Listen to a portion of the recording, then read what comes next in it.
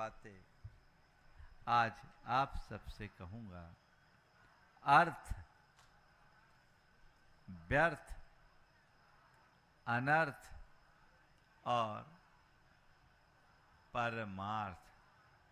क्या है? अर्थ, व्यर्थ, अनर्थ और परमार्थ। सबसे पहले जीवन के अर्थ को जानो। हमें जीवन मिला है एक बीज की भांति। इसके अर्थ को पहचानो। बीज के भीतर वृक्ष छिपा है। बीज को विकसित करो। कोई बीज पाए, उसे धरती में बोए और वृक्ष के रूप में विकसित कर एक एक बीज से अनेक अनेक बीज प्रकट कर दे, तो उस बीज का अर्थ है, बीज का अर्थ केवल इतना ही है कि उसका वृक्ष के रूप में विकसित होना और फिर से फूल फलवान बनकर अनेक बीजों को उत्पन्न करना और उत्पादित बीज को फिर से बोना, इसी का नाम परमार्थ है। हमारी संस्कृति अर्थ से परमार्थ की संस्कृति है। हमारा लक्ष्य अर्थ से परमार्थ की ओर बढ़ने का होना चाहिए। लेकिन ऐसी बीज को हमने पत्थर पर डाल दिया, ठीक ढंग से खाद पानी नहीं दिया, हवा पानी में सड़ गल कर नष्ट कर दिया। क्या हो गया? बीज व्यर्थ हो गया। डाला पर ऊसर भूमि में डाला नहीं, बो तो दिया पर ध्यान नहीं दिया। ओ बोया तो पर ध्यान नहीं, व्यर्थ हो गया। और बीज को रखे रहे,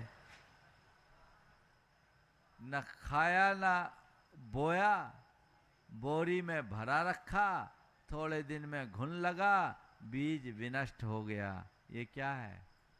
अनर्थ हो गया।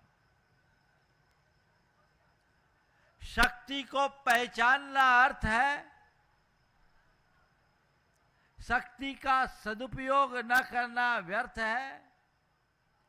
शक्ति का दुरुपयोग करना अनर्थ है। और शक्ति को सही दिशा में लगाना परमार्थ है। हमारा लक्ष्य अर्थ से परमार्थ की ओर बढ़ने का होना चाहिए। हमारा लक्ष्य अर्थ से परमार्थ की ओर बढ़ने का होना चाहिए। परमार्थ को सामने रखकर अपने जीवन की अर्थ को दिशा दोगे तो सुनिश्चित तौर पर अपना उत्कर्ष कर सकोगे। भगवान ने जीवन के अर्थ को पहचाना और आज वे परमार्थ की ओर प्रयाण करेंगे। 24 के 24 तीर्थंकरों के जीवन की एक विशेषता है, उन्होंने जन्मदिन के दिन दीक्षा लिया। एक आधा अपवाद तो नहीं है, 2 अपवाद है। सभी ने जन्म कल्याणक और दीक्षा कल्याणक एक ही, 2 भगवान बता रहे हैं। कौन कौन से?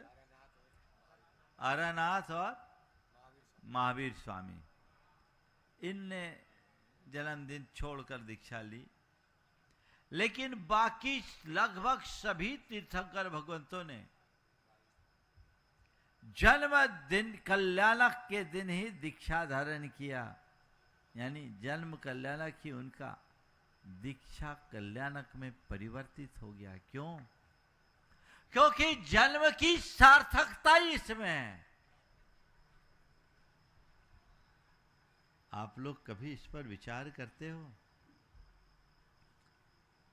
बस धर्म के नाम पर थोड़ी बहुत पूजा आराधना भक्ति कर दिए, थोड़ा बहुत दान दे दिए, या ज़्यादा हुआ तो व्रत उपवास कर लिए और इतने में ही अपने जीवन को कृतार्थ महसूस कर लेते हैं।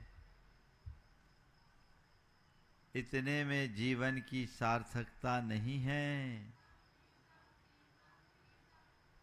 जीवन की सार्थकता अपने आप को पूरी तरह परमार्थ में नियोजित करने में है। उसमें लगो और अपनी शक्ति को उसमें लगाओ, तब कुछ अर्थ है, अन्यथा सब व्यर्थ है। बोलो, अभी तक अपने जीवन को अर्थ दिए हो या व्यर्थ है? बोलो, किस दिशा में? अर्थ की ओर या सब व्यर्थ हो रहा है? यह हमें देखने और समझने की जरूरत है। जब तक हम इस तरह की दृष्टि अपने अंतर मन में नहीं जगाते,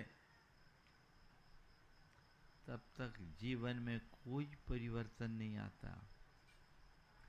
कुछ पल के लिए बैठकर विचार कीजिए, मेरे जीवन की दिशा क्या है?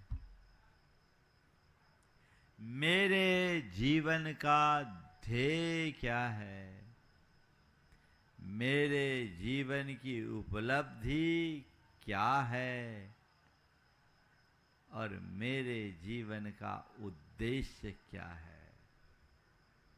दिशा, ध्येय, उपलब्धि और उद्देश्य, चारों को पहचानने की कोशिश कीजिए। बताओ, ध्येय क्या है? क्या ध्येय है? बोलो भाई, बताओ तो। चुप क्यों हो गए तुम लोग? तो सब गुमसुम से इतने लोग यहां बैठे हो। तुम्हारे जीवन का ध्येय क्या है? हाँ?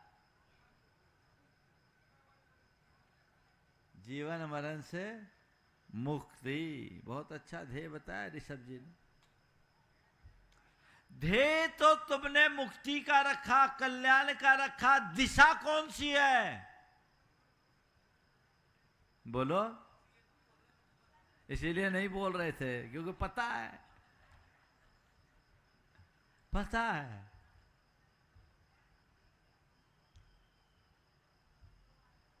अब किसी से पूछा, भैया रिजल्ट निकल गया? बोले निकल गया। बोले कितने मार्क्स आए? तो कुछ ना बोले। पूछा, भैया मार्क्स क्यों, तेरे मार्क्स नहीं आए क्या? बोले पेपर में कुछ लिखा हो तब तो मार्क्स की बात करें। अब पूरा पेपर ही ब्लैंक है तो मैं मार्क्स की बात क्या करूं? वहां तो लड्डू मिलेंगे, है ना, बड़े बड़े।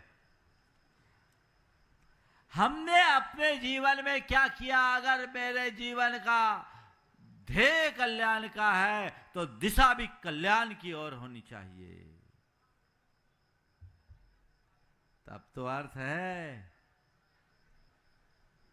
बातें तो बड़ी बड़ी